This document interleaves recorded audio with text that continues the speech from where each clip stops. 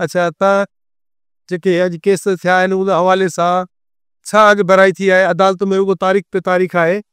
मां सम्झां थो त घणा केस जेके ATC जा आहिनि उहे त शायदि इंतज़ारु आहे त ATC जज अचे, उन खां पोइ केस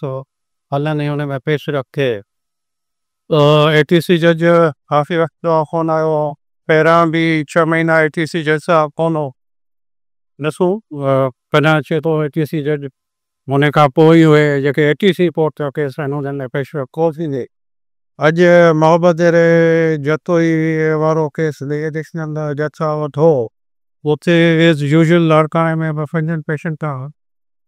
सरकारी जेके गवाह आहिनि इंस्पेक्टर या आयो कोन पिया अचनि, अॼु बि हिकिड़ो आयो हिकिड़ो कोन आयो, त टेक्टिक इहा ई आहे त केस हलनि न, ऐं ही कोर्टनि में चकर पिया ॾियनि। बेसिकली इहा ई टेक्टिक आहे गवर्नमेंट जी। गवर्नमेंट बि नथी चाहे त केस हलनि था, जिते हुन बेतवर आहे। जेको रानीपुर जे केस जो अंजाम थियो, जेको पंहिंजो 60 में केस ख़तमु थियो, लाड़काना में बि ऑलमोस्ट ॿई केस लम्तीफ़ आहिनि। हिकिड़ो आयो सा 5 पेशेंट खां पोइ थो अचे, त इंशाअल्लाह सुभाणे वरी वञूं पिया लाड़काणे। अगर आयो साहब अची वियो त मूंखे उम्मीद आहे त हुन केस में कुछ कोने। देखो साहब 27 तरमीम आ गई है और 28 की भी बात हो रही है। मुल्क में गैर यकीनी की सूरत हाल है, वज़ीर आज़म भी नहीं है और दीगर अफसरान भी मौजूद नहीं है। आप किससे समझते हैं? भाई जब ये 27वीं तरमीम आई तो तभी मैंने उसी दिन कहा था कि 28 की तरमीम की अभी से तैयारी है। और अगर आपको याद हो तो जब 26वीं आई थी तब भी मैंने कहा था कि अब 27वीं भी आएगी। तो कुछ मेरे ख्याल में कुछ प्लान है कहीं ना कहीं जो इम्प्लीमेंट करवाना चाह रहे हैं, कि उसमें काफ़ी चीज़ें NFC भी है, एडमिनिस्ट्रेटिव यूनिट्स की बात हो रही है, उसमें नए सूबों की बात हो रही है,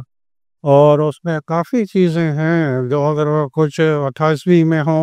और फिर रह गई तो फिर 29वीं आ जाएगी। लेकिन ये जो प्रोग्राम है मैं समझता हूँ वो कोशिश की जाएगी कि वो ये सारी तरमीमें हों। 28 में अगर सारा कम्प्रीहेंसिव तरमीमें हो जाती है तो फिर शायद 29 की ज़रूरत ना हो। लेकिन 28 में जैसे 27 में काफ़ी चीज़ें रह गई और 28 की ज़रूरत पड़ गई, तो ये सूरत हाल है, गैर यकीनी सूरत हाल बिल्कुल है। कुछ वकला और कानून वालों का ख्याल है कि जी चीफ ऑफ आर्मी स्टाफ और joint chief of joint chief की जो नई पोस्ट है सही, उसके लिए नोटिफिकेशन दरकार है। कुछ कानूनदान कहते थे नहीं जी असेंबली से पास हो गया, तरमीम हो गई तो उसकी ज़रूरत ही है। लेकिन बहरहाल अपनी गैर यकीनी सूरत हाल है और भाई हुकूमत की तरफ से वजाहत भी नहीं कि ये जो अभाम है कि उसमें नोटिफिकेशन की ज़रूरत है कि नहीं है। प्राइम मिनिस्टर साहब लंदन कहते हैं कि अपना ज़ाती वजूहत की बुनियाद पर, हेल्थ के बुनियाद पर वहाँ पर है,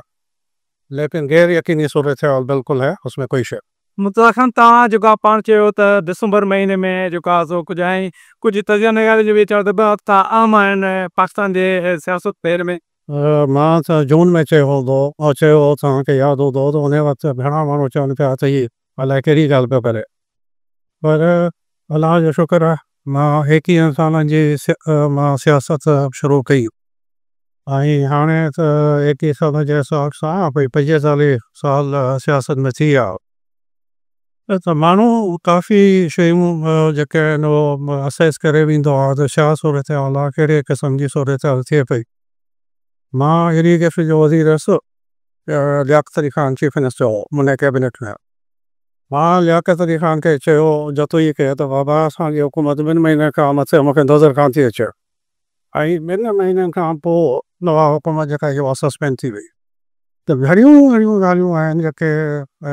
माण्हू असेस थो करे, कुझु सही थियूं थियनि कुझु ग़लति बि थियनि थियूं,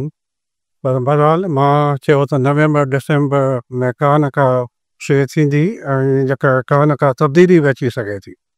त डिसंबर बिल्कुलु अहम आहे। अञा ताईं ॾिसणो आहे त डिसंबर गुज़रे थो या न, पर हुन सां गॾु मां इहा ॻाल्हि बि कई त अगरि नवंबर डिसंबर गुज़री थो वञे त पोइ यकीनी तौर ते जेको आहे सो इलेक्शन बिफोर टाइम थींदी ऐं ही असांजो जेके फार्म 45 ऐं 47 जी पैदावार आहिनि इहो मुदत में इहे पूरी ऑन करे सघंदियूं त हाणे जेको रिटायर्ड इलेक्शन कमिश्नर आहे शमशाद शाह अलदिन उन चयो आहे त छवीह में मूंखे इलेक्शन नज़र अचे बिल्कुलु त इहा ॻाल्हि त मां उन खां पहिरां कई सही त अगरि नवंबर डिसंबर गुज़री वियो त पोइ इलेक्शन या 26 या 27 त तव्हां ॻाल्हि कई आहे त हींअर पीपल्स पार्टी जो उम्मीदवार जेको आहे सिंध हाई कोर्ट बार में हाराए वियो ऐं मुखालिफ़ धुर वारो जेको आहे असीत जमाली खटियो आहे इन खे तव्हां कीअं था शुक्र अलहमदुलिल्लाह मां इहा ॻाल्हि लाड़काना बार सॼो मां हुते ख़िताब में इहा ॻाल्हि कई मां हुते ख़िताब में इहो चयो त हाणे मां सम्झां थो त सिंध जो मां बि तुजाक थी आहे अली पैसा वेस हिन खे माण्हू खे ॾींदो त उहे वठंदा पैसा जेको हाणे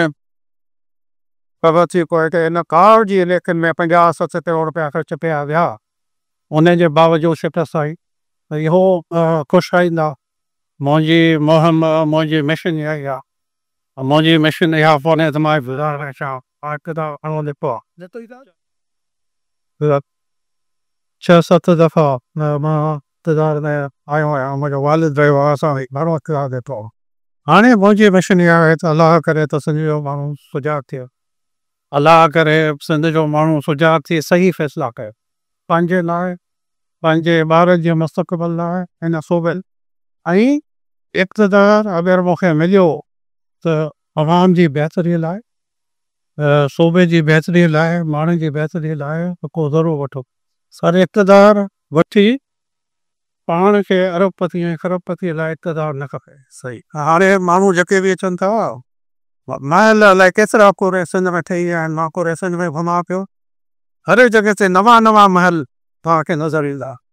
असां वटि बि नौशहर में घणा नवां महल ठही आहे किथां कया मौजी त परज़ादे जी जॻह उन खे मां रिनोवेट कोन थो करे सघां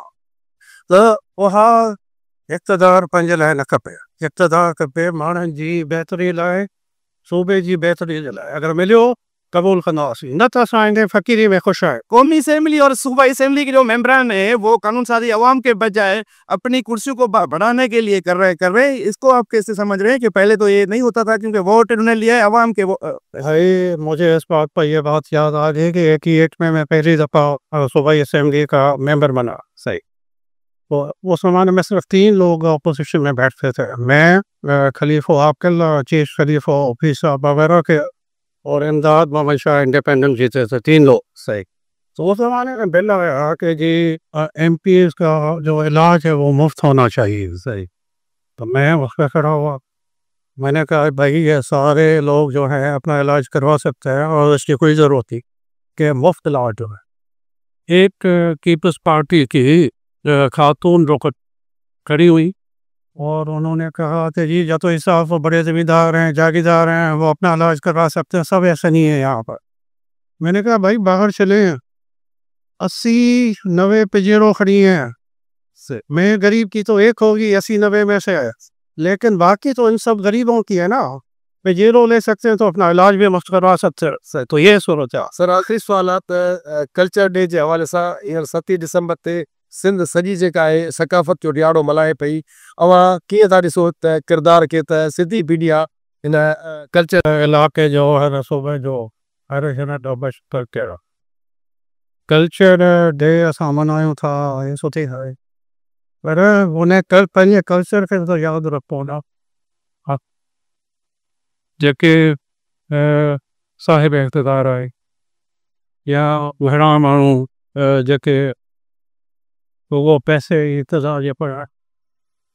उन्हनि पंहिंजे कल्चर रवायतुनि रस्मनि रवाजनि खे विसारे ॾिनी अगरि कल्चर जे मल्हायो था त कोशिशि इहा बि कयो त इहे रफ़ू रिवाजूं रिवायतूं सभु वरी सिंध में क़ाइमु थिया सवादारी क़ाइमु थी सिंध में जी ज़रूरत आहे सवाल सर त सिंधी मीडिया जे किरदार खे कीअं हारिस सिंधी मीडिया जो किरदारु हमेशह ज़बरदस्त रहियो ऐं सिंधी मीडिया तमामु सुठो किरदारु पंहिंजो अदा कयो आहे ऐं असां उमेद था कयूं त बि इहो पंहिंजो किरदारु अदा ठीकु आहे